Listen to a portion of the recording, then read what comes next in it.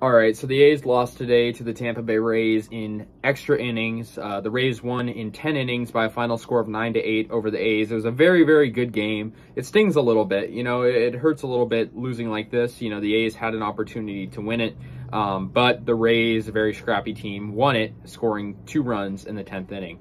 So final score, like I said, was 9-8. The A's actually scored the first 3 runs in this game. Jed Lowry hit a 3-run blast. And both teams had pitchers that were rookies making their debuts, and both struggled. Both starting pitchers, both teams used a lot of pitchers, used the bullpens. The Rays had Tommy Romero on the mound, and he gave up that home run to Jed Lowry in the first inning that put Oakland up 3-0.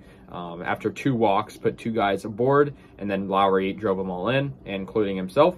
So yeah, it was 3-0 A's, and the Rays got on the board as Adam Oller, the A's pitcher making his debut. His first batter that he faced in his career was Brandon Lau, who hit a solo homer and got the Rays on the board in the first. So it was 3-1.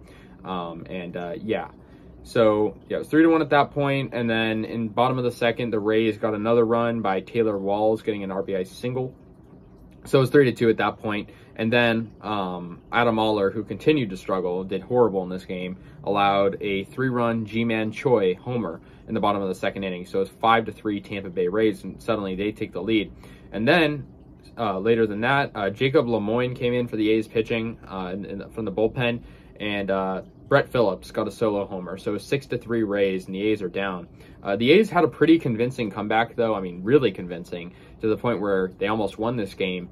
But yeah, I'll get to that in a moment. So, it was the bottom of the 5th. Chad Pinder threw out Phillips as well, made a really heads-up play. So that kind of, I feel like, swung the momentum. Seth Brown scored on an error in the top of the 6th inning.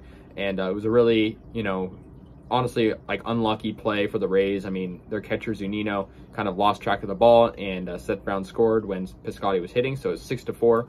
Seth Brown once again delivered. He got an RBI single in the top of the 7th, making it 7-5 Rays. And then Chad Pinder came up real clutch in the top of the 7th inning, hitting a game-tying RBI double, 2 RBI double. And so, yeah, that tied it up. And then in the 10th inning, the A's took the lead, making it 8-7. But then finally, the Rays tied it up with Wander Franco getting an RBI double in the 10th inning. And then finally, Manuel Margot winning it for them. But unfortunately, one thing that came to mind for me was the A's intentionally walked low in the 10th inning, which I didn't think was smart. He was not having a good game. And Josh Lowe, I mean, he wasn't having a good game at all. He'd just been walked 2 times in the game, and he didn't get any other hits. And so I don't really understand why they intentionally walked him, which brought up Margot, who got the game-tying hit. I honestly think the A's could have won had they not intentionally walked Lowe. With that being said, though, the A's had many pitchers in this game. They had 8 pitchers, and I mean, they very much needed that. I mean, I got to give the A's credit. I didn't expect them to play this good against Tampa. Sure, we didn't win, but we had a very convincing chance in this game, and we obviously destroyed them in the first game 13-2. So today was very convincing, and I mean, yeah, extra innings, it sucks to lose like that, but I think the A's played as good as they could have, and I mean, they did come back. I mean, they were losing at times 7-4, and then they had to come back, and so that was good. But it sucks to lose, though. You don't get any credit for an extra innings loss. So the A's are going to play the Rays 2 more times. If they win out in this series, they'll win the series, and then of course it could still be a split. And so yeah, basically, we'll have another one tomorrow and then one in the following day.